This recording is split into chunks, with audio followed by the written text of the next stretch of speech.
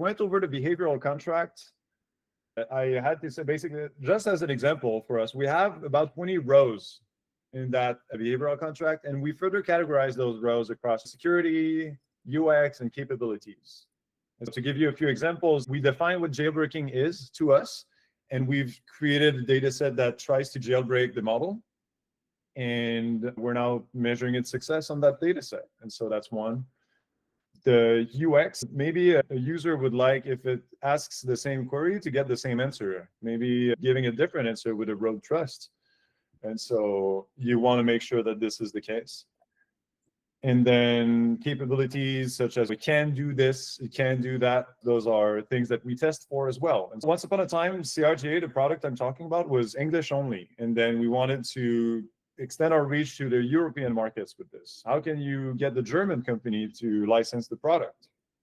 And so we had to develop a battery of tests for multilingual ability. And then we still have that, which is nice because when we're testing now a new model family, all of these tests already exist. We just have to press play, switch the model, press play, and see how it's doing, how it's comparing against this. But I'm getting ahead of myself.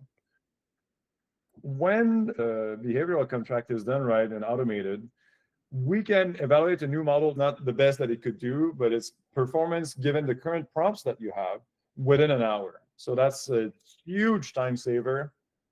Before we had that, it was, we're talking about days of the scientists whipping up some Jupyter notebook and then collecting some data here and there. Where was this open source data set again? Oh yeah, in that repo. And so that entire situation was a problem. So now we really shrank that to a manageable amount of time. And then when you're testing a new model using this, then what matters after running the behavioral test is we go back in error analysis. So the eval is automated, but the analysis remains human and scientifically guided. And then we might see that we need to add new behaviors to the contract. And so this is something that actually happens. We're switching from GPT 3.5 to 4.0 mini. And again, we only have a month and a half to do so.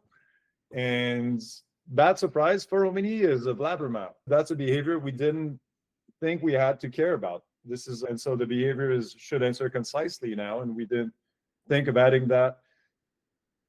Try and see with product, how concise actually, is it a good thing that it's saying more? And so go back and forth with some people that are more customer facing, decide on what's a good amount and try and enforce that and measure it. So that's how this contract has been evolving over time.